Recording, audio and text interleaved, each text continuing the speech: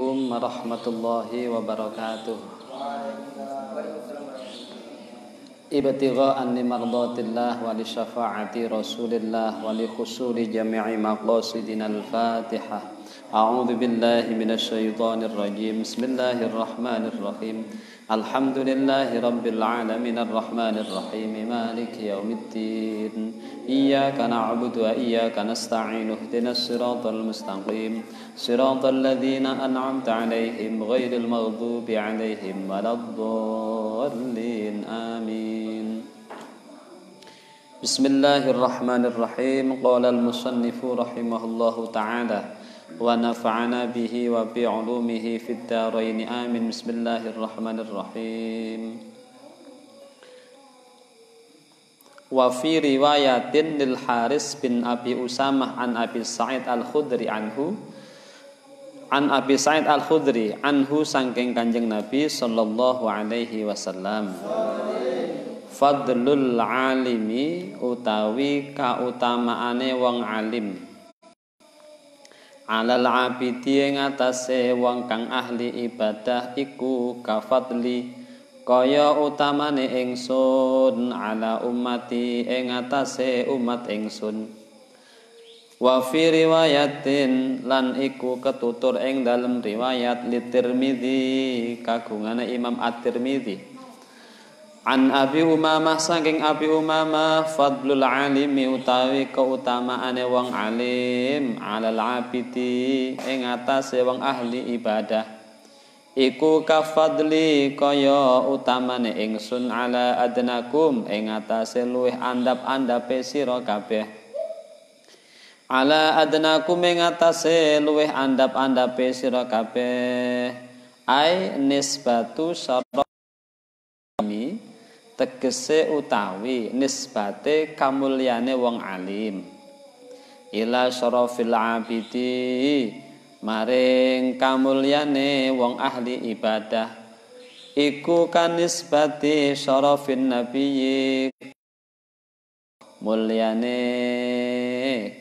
nabi ila adna syarafis sahabati maring andap-andape mulyane sahabate nabi. Qala dawuh sapa Al-Ghazali Imam Al-Ghazali fangdur mongko ningalono sira kaifa hale kaya apa ja'alan dateaken sapa Allah al-ilma ing ilmu muqaranan kang barengi li darajatin nubuwati maring derajat kenabian li darajatin nubuwati maring derajat kenabian wa kaifa hatta lan kaya apa mbagi sapa Allah rutbatal amali ing derajate utawa tingkatane amal al mujarradi kang sepi anil ilmi sangking ilmu wa ing kana senajan ana sapa al abidu wong ahli ibadah iku la yakhlu ora sepi sapa abid an ilmin saking ilmu bil ibadati kelawan ibadah tibu kang nglanggengi sapa abid alaiha ing atase ibadah walaulahu lan lamun ta ora layakhlu lam takun mongko ora ana apa ibadah iku ibadatan terhitung ibadah iku ibadatan terhitung ibadah. Lanjutan penjelasan ini bersumber dari hadis Rasulullah sallallahu alaihi wasallam bahwa beliau menyatakan bersabda keutamaan orang alim dibanding dengan ahli ibadah itu bagaikan keutamaan Kanjeng Nabi dibandingkan dengan umatnya. Jadi utamanya Rasulullah dibandingkan dengan umatnya Kanjeng Nabi tentu jauh. Itulah gambaran perbandingan orang-orang yang ahli ilmu dengan yang ahli ibadah. Di riwayat lain disebutkan bahwa keutamaan perbandingan tadi itu juga disebutkan bagaikan keutamaan Rasulullah dibanding keutamaan sahabatnya. Yang paling adna itu yang paling rendah, yang paling rendah. Maka bisa digambarkan di situ bahwa orang-orang yang ahli ilmu memiliki derajat, memiliki kedudukan yang sangat dimuliakan, yang sangat dihormati oleh agama kita. Tidak hanya Allah yang menyatakan itu, Rasulullah, dan dalam setiap kesempatan riwayatnya selalu menguatkan akan keutamaan orang yang ahli ilmu. Ilmu. Imam Al-Ghazali ngendikaaken bahwa dengan riwayat-riwayat tadi disebutkan bahwa kaifa ja'alal ilma muqaranan li darajatin nubuwati, bahwa derajat keilmuan itu disetarakan dengan derajat kenabian. Derajat keilmuan disetarakan dengan derajat kenabian. Maka nabi-nabi itu cerdas. Kalau kita belajar tauhid misalnya, salah satu sifat dari Rasul itu adalah fatonah, artinya cerdas. Sidik, amanah, tabligh, fatonah, cerdas. Kenapa? Karena mereka dihadapkan kepada satu masyarakat yang tentu sangat beragam. Apa-apanya macam-macam, bisa memberikan solusi atas problem yang dihadapi oleh masyarakatnya ketika itu. Itu pun tantangan masih terus berdatangan, gitu ya. Maka kecerdasan para nabi ini merupakan simbolisasi bahwa Islam menghargai orang-orang yang ahli ilmu. Simpulnya di mana? Di ilmunya tadi. Di ilmunya tadi. Nah, demikian pula orang-orang yang ahli ibadah, gitu ya. Meskipun tentu dia paham tentang hal-hal yang berkait dengan ibadahnya, tetapi pemahamannya terbatas kepada apa yang biasa ia lakoni, apa yang biasa ia jalani. Tidak sampai kepada pengembangan keilmuan. Disitulah kemudian yang membedakan derajat ahli ibadah yang tidak didasarkan kepada keilmuan yang lengkap dengan mereka yang ahli ilmu. Nah, gitu. Tentu idealnya sekali lagi ahli ilmu dengan segala varian keilmuannya, dan juga pada saat yang sama adalah ahli ibadah biasa. Itu sosok yang ideal.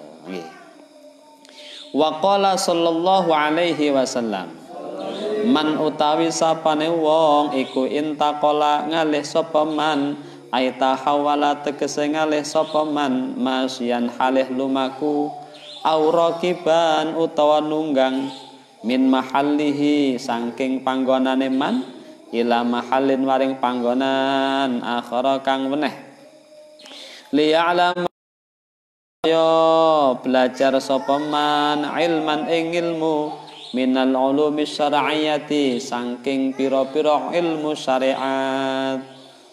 Napa fadilahnya? Ghufira mongko den sepura sapa lahum man aima tegese dosa taqaddama kang wis dingin apa ma, min dzambihi saking dosane man, as-saghairi kang cilik-cilik, qabla ayakhtu ing dalem sadurunge yen to jangkah sapa man, ai khatwatan tegese jangkah min maudhi'ihi saking panggonane man, idza arada nalika ngarep sapa man bidzalika kelawan mengkono-mengkono intaqala, niku wau pindah dari satu majelis ke majelis yang lain kala wau ngarepake wajhallahi ing ridhone Gusti Allah. Rawahu ing hadis sapa Asy-Syairazi, Imam Asy-Syairazi, an Aisyata saking Aisyah radhiyallahu anha. Satu riwayat menyebutkan bahwa barang siapa intaqala itu pindah tempat dari satu majelis ilmu ke majelis ilmu yang lain, baik dengan jalan kaki maupun naik kendaraan, ngeten nggih, tujuannya adalah dalam rangka belajar, menggali ilmu-ilmu syariat, memperdalam ilmu-ilmu agama. Apa yang kemudian Allah Rasul sampaikan dalam hadisnya, ghufira lahu ma taqaddama, ay ma taqaddama, maka orang tersebut diampuni dosa-dosanya oleh Allah Subhanahu wa taala. Tapi as-saghair, dosa-dosa yang berkategori dosa kecil, dosa cilik nggih, tidak mencakup al-kabair, dosa-dosa besar. Loh, kalau begitu berarti kula panjenengan sami tatkala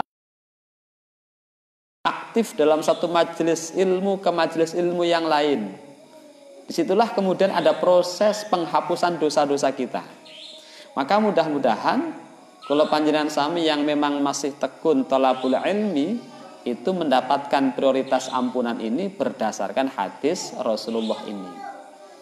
Apa? Ghufira lahu ay ma taqaddama min dzambihi. Diampuni apa yang telah lalu dari dosa-dosa yang ia lakukan dalam kategori as-saghair, dosa-dosa yang kecil, ngoten nggih, dosa cilik.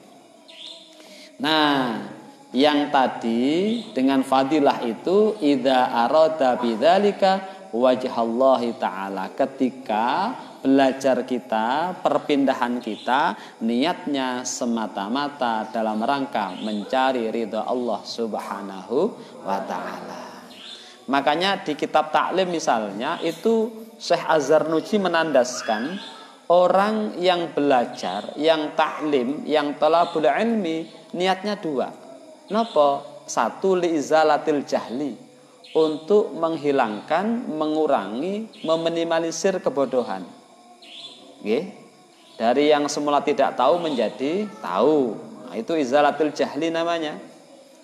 Tetapi yang tidak kalah penting dan justru yang paling mendasar adalah linaili ridallahi ta'ala, dalam rangka mendapatkan ridha Allah Subhanahu.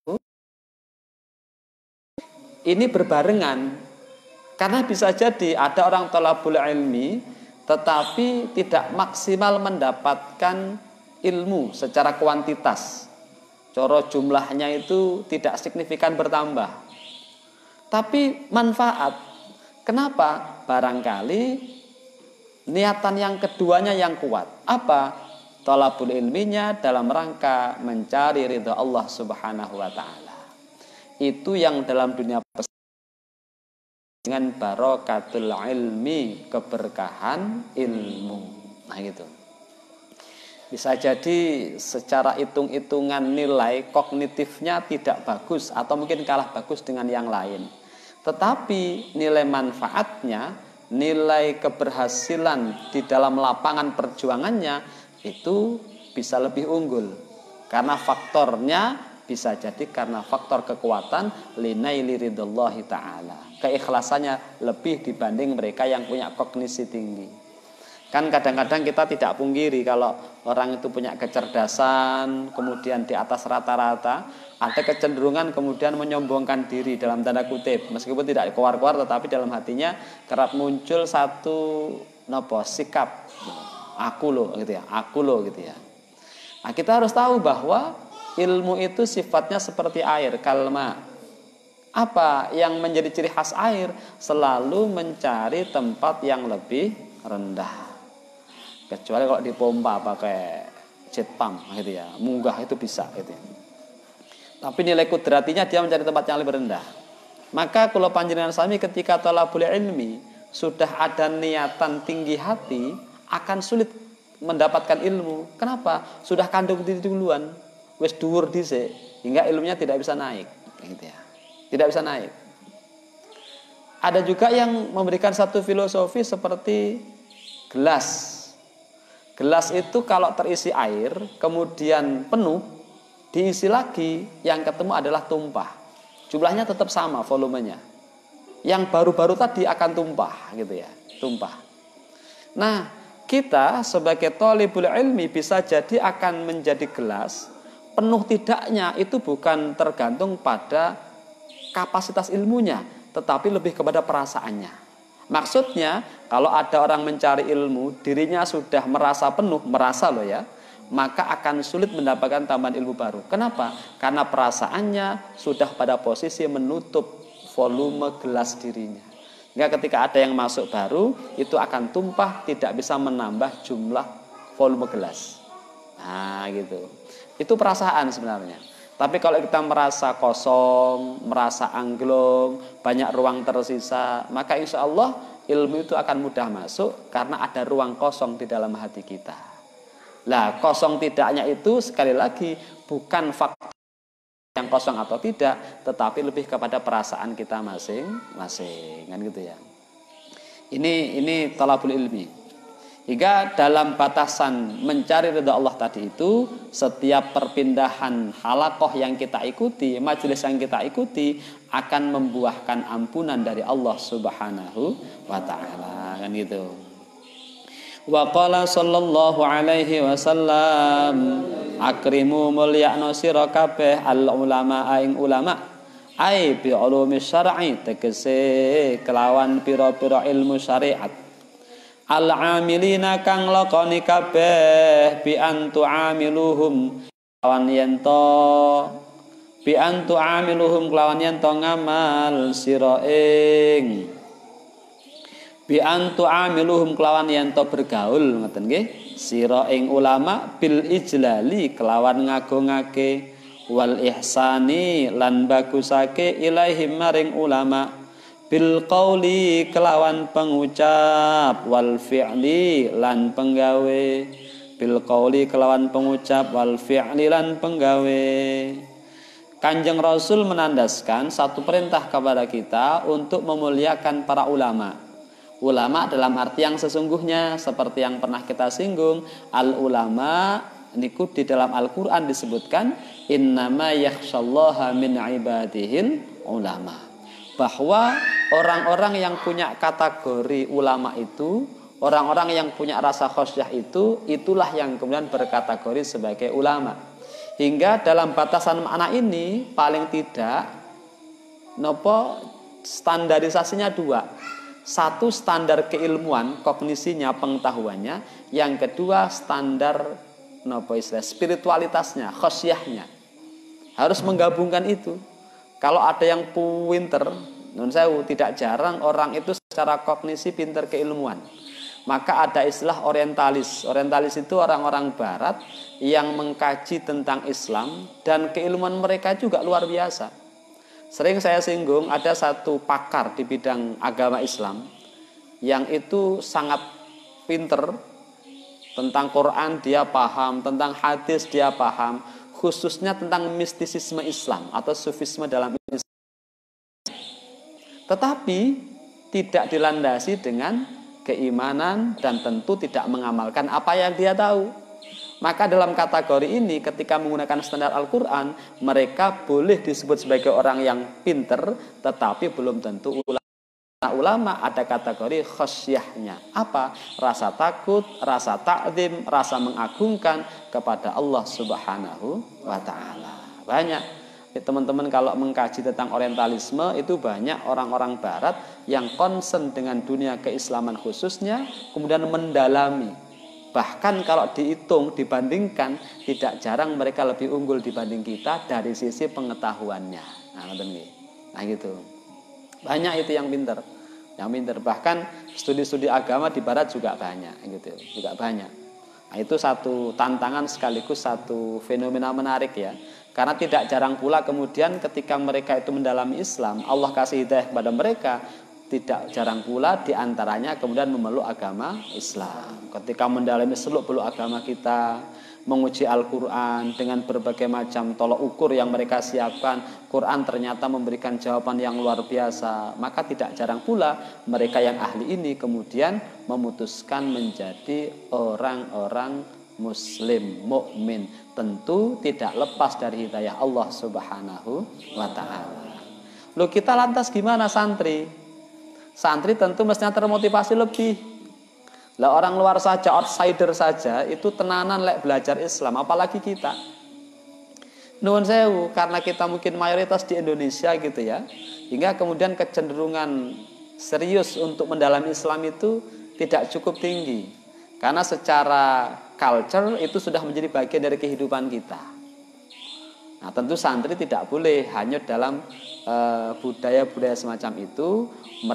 Kita harus betul-betul sesuai dengan standar ini sehingga thalabul ilminya sungguh-sungguh. Karena harapan ke depan ya panjenengan-panjenengan semua ini yang nanti akan meneruskan estafet perjuangan para ulama-ulama masa akan menjadi ulama di masa yang akan datang. Ya sinten nggih, sampean-sampean niki. Nggih, sampean-sampean niki. Tanggung jawabnya semakin berat karena kompleksitas kehidupannya juga semakin berat pula gitu ya. Lek biyen itu ya kehidupan cenderung berjalan tidak terlalu dinamis gitu ya. Sekarang luar biasa dinamis itu. Dulu kalau ngaji model jarak jauh seperti ini dianggap punya ilmu digdaya, ilmu kesaktian tingkat tinggi yang bisa sekelas Mak Lampir Gerandong gitu dulu. Pakai ilmu apa itu? Wah, itu semedi baru bisa ngomong itu jarak jauh. Sekarang enggak, semua bisa. Bahkan fenomena yang muncul hari ini, anak-anak kecil sudah pada pegang Android dan mereka mampu mengaplikasikan apa yang menjadi fitur-fitur di dalamnya. Bahkan seringkali yang tua kalah dengan yang bukan yang muda, dengan yang kecil-kecil itu. Ya. Nah, itu artinya bahwa 10 tahun yang akan datang, 20 tahun yang akan datang, tentu tantangan dakwah, dinamika kehidupan akan semakin kompleks dan yang menghadapi adalah teman-teman yang hari ini menjadi generasi-generasi muda ini. Maka siapkan diri, kemudian pelajari secara serius, thalabul ilmi yang sungguh-sungguh dalam rangka meneruskan estafet para ulama. Itu nih. Bismillahirrahmanirrahim. Bismillahirrahmanirrahim. Fa innahum mongko satamne ulama indallahi munggu Gusti Allah. Iku kuromau pira-pira wong kang mulya. Mukhtaruna tegese wong kang den mulyaake, ay mukramuna tegese den mulyaake, ay ing dal malaikati tegese ana mungguhe para malaikat. Kula panjenengan sami tiken kalih Kanjeng Nabi memuliakan para ulama, bergaul dengan mereka dengan cara yang baik dan dengan rasa ta'zim. Niku wau. Bi antu amiluhum bil ijlali wal ihsan. Jadi kalau kita mengagungkan ulama, memuliakan mereka, itu bukan sesuatu yang mengada-ada, tetapi ada referensi yang dijadikan dasarnya, di antaranya perintah Rasul yang dijelaskan dengan kalimat bi antu amiluhum bil ihsan.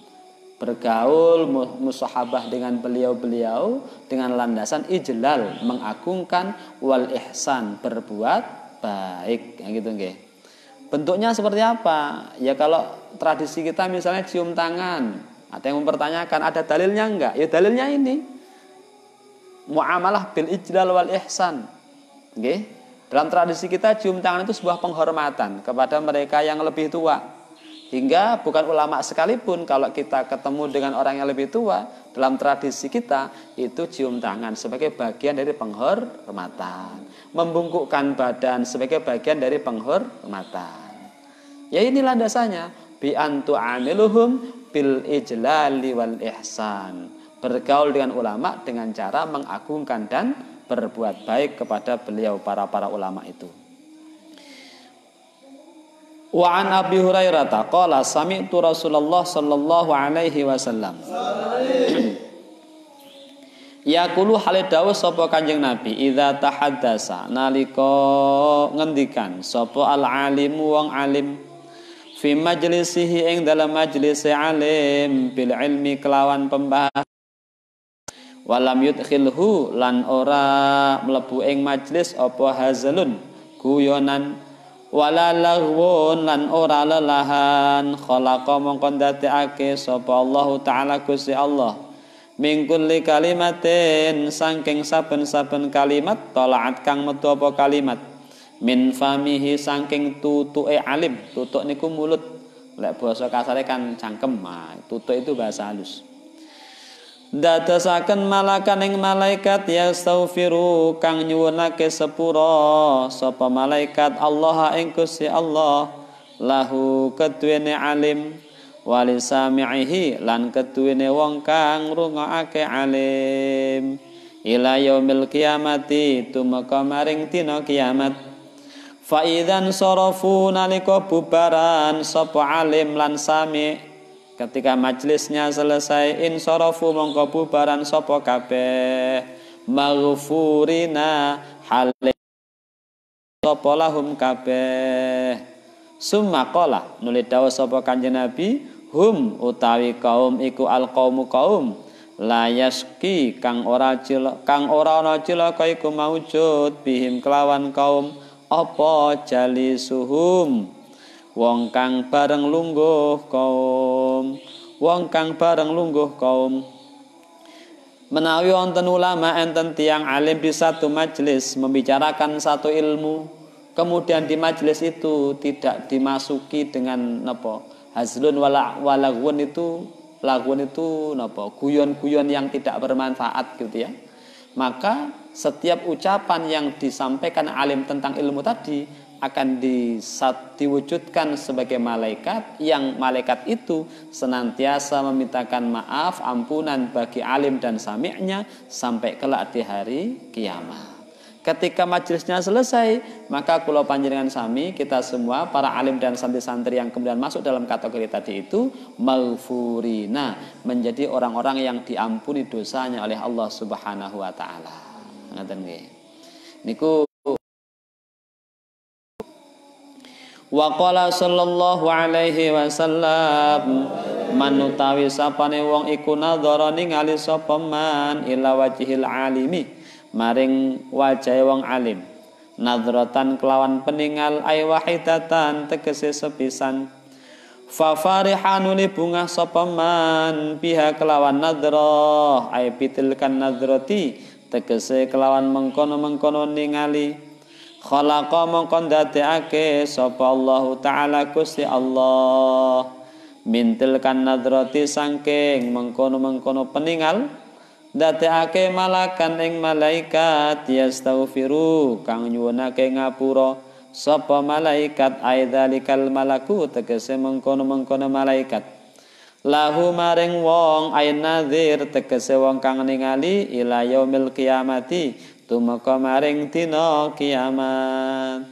Menawi kula panjenengan sami kersa mirsani wajahnya orang alim dengan perasaan yang gembira, yang bahagia, maka itu akan menjadi satu hal yang istimewa. Kenapa? Karena dijadikan malaikat oleh Allah, yang malaikat itu akan terus memintakan maaf, memintakan ampun kepada Allah untuk kita sampai kelak di hari kiamat. Nonton nggih. Makanya kalau misalnya di majelis-majelis ulama itu kemudian orang berebut datang, berebut kemudian takarrub ya, mendekat kepada alim, itu landasannya yang ini. Yang penting niatnya itu memang betul-betul sesuai dengan landasan hadis niki kalau wau. Maka kita tidak jarang menjumpai mereka yang upayanya itu untuk kemudian mendekat kepada alim itu luar biasa. Karena memang ada landasannya.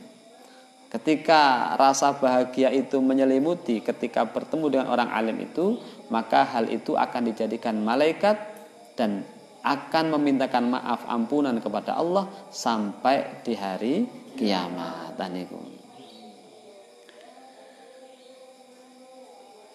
Wa kana lan ana sapa Ali bin Abi Thalib yaqulu dawu sapa Sayyidina Ali an-nadru tawin ningali ila wajhil alimin maring wajah wong alim iku ibadatun ibadah wa nurun lan cahaya fin nadri ing dalam peningal wa nurun lan cahaya fil qalbi ing dalam ati. Fa idza jalasa nalika lungguh sapa alimu alim asa mongko lamun lungguh sapa alimu alim lil ilmi krana bahas ilmu kana mongko ana lahu keduwene alim bi kulli mas'alatin kelawan saben-saben masalah bi kulli mas'alatin kelawan saben-saben masalah apa qasrun keraton fil jannati ing dalem swarga apa qasrun keraton fil jannati ing dalem swarga apa qasrun keraton fil jannati ing dalem swarga walil amili lan iku kanggene wong kang lakoni biha kelawan masalah mislu dzalika utawi padane mengkono-mengkono masalah kadza iku kaya mengkono keterangan fi riyadhis shalihin ing dalem kitab Riyadhus Shalihin. Dados ngendikane Sayyidina Ali, ketika kita melihat orang yang alim itu terhitung satu nilai ibadah. Kemudian proses melihat tadi itu akan memberikan dampak positif. Napa? Nurun fin nadri wa nurun fil qalbi. Menjadi cahaya untuk hati kita, menjadi cahaya untuk penglihatan kita.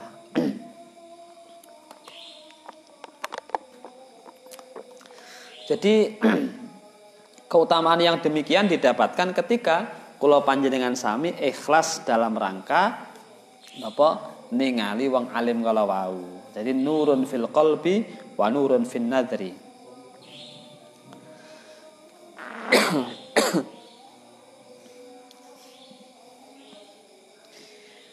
Lah ketika sang alim tadi membahas satu masalah, ketika itu pula Allah bangunkan satu istana di surga. Kagem wong alim kala wau. Lah bagi kita yang mendengar, yang mendengarkan apa yang menjadi fatwa alim tadi itu akan mendapatkan pahala yang sama. Niki keutamaan nggih.